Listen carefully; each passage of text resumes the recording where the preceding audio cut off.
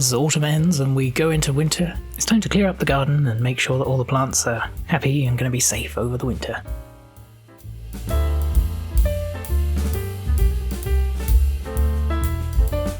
As you can see, we have a lot of mess. We've had poppies over here, a little herb garden, and then, we grew corn and beans here this year, but there's also borage, which is apparently getting everywhere, and a whole load of nasturtiums, which I think we planted 2 years ago, and they just mysteriously came back. Well, not mysteriously, it's what nasturtium does. So we're going to clear all these out, take out the old corn stems that we haven't yet removed, and make the area look a lot happier.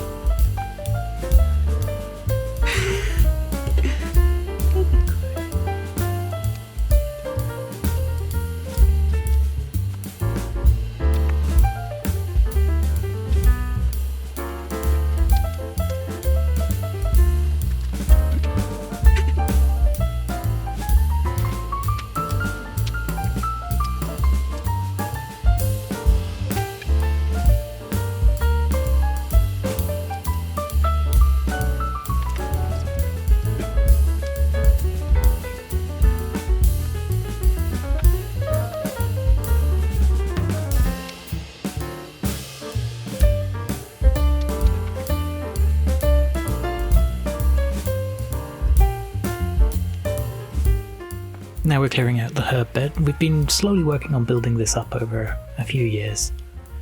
And some of these herbs are pretty hardy and they'll overwinter just fine, like thyme and sage. Others are going to die back, like this mint, which is already looking a bit sad. The marjoram here is also going to need trimming back, though some of it still looks happy enough that we won't cut it right back just yet. Cutting the plants back fully gives them an extra strong start the next spring. And we have this huge oregano patch which we cut back 3 or 4 times a year, probably more often in the summer, and it just keeps growing back. It's so delightfully productive. We love it.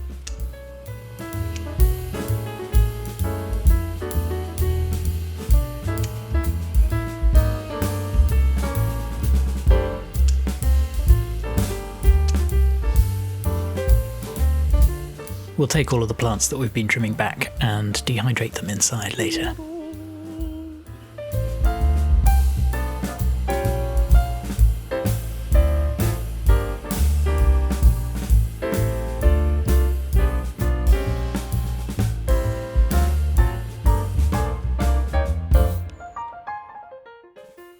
We live in a flat with a shared garden, and one of our neighbours liked that we had been planting things and asked us to plant some flowers over on her side. So we started trying to set up a little flower bed for her, and we planted a number of bulbs a few years ago.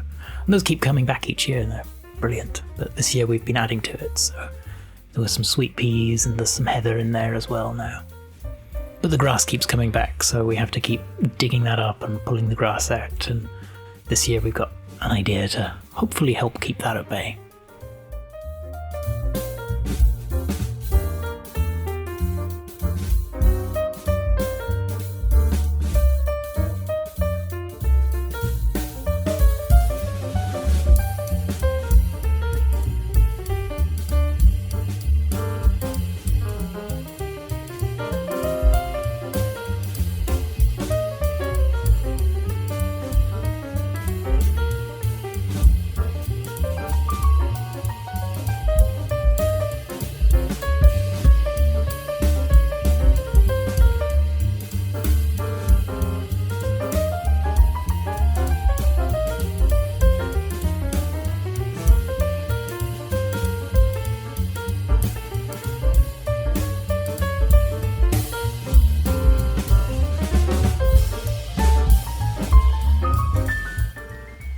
And now we add some wood chip mulch. This is serving multiple purposes.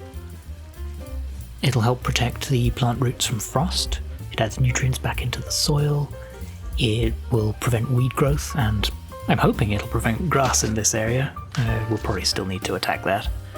And it also just adds to the general garden ecosystem, so slugs and beetles will gnaw on the decaying stuff, which will provide food for birds and hedgehogs and nice, happy garden ecosystem things.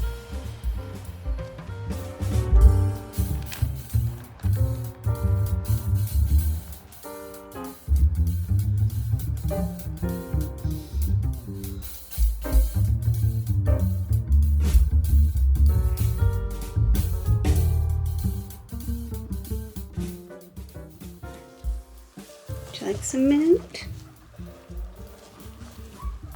Turn. Good boy. What about you, Terry?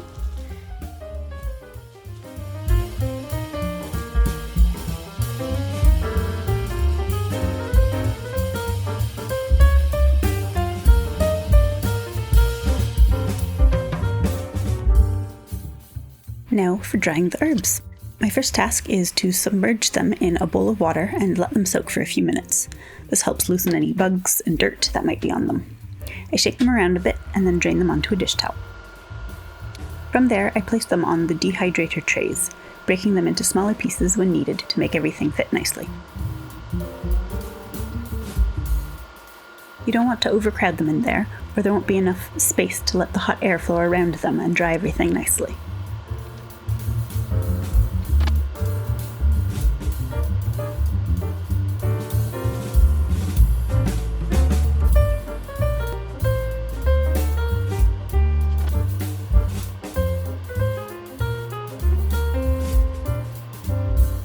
This is why we soak, folks. I found this little friend that I returned to the garden. While doing this, I kept aside any of the woody bits to dry separately to give to the guinea pigs.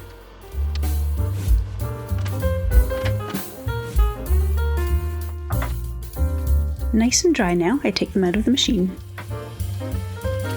If you don't have a dehydrator, you can spread out your herbs on a dish towel and let them air dry.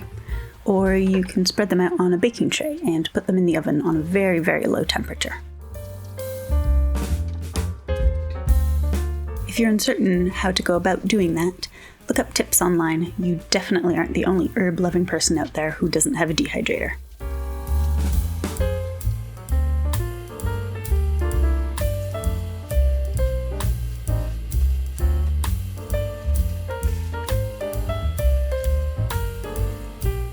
Now the tedious but satisfying part, removing the leaves from the stems. I find this much easier and much quicker to do after they've been dried out. I like this part because it makes me feel like I'm a medieval herbalist lady getting her ingredients ready.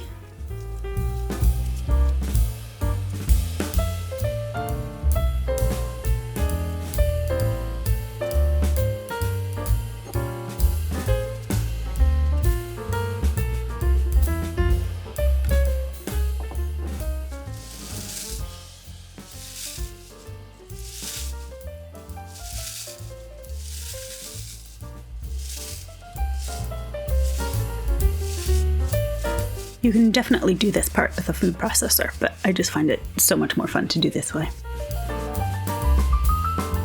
I'm sifting through, getting little twiggy bits out. And now it's ready to go in my jar. Oregano is definitely the herb that's been growing the best in our garden this season. Not that it's a big expense, but we've not needed to buy any oregano from the store at all since the growing season started this spring. I'd love to be able to get to that point with our marjoram and sage and savory as well. Also mint, but that's a bit trickier because I usually want to use that fresh. Now here I'm repeating the process, but with our marjoram, our sage, and our tarragon.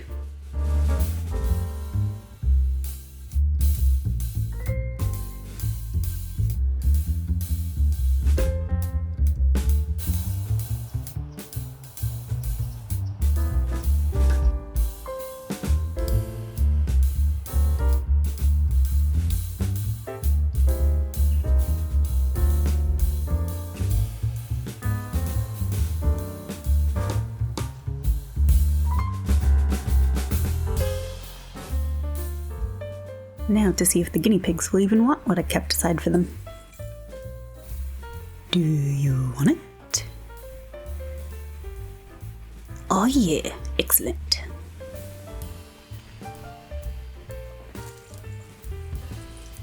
And next, whiskey.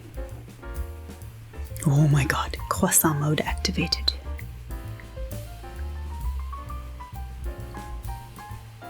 Sorry, buddy.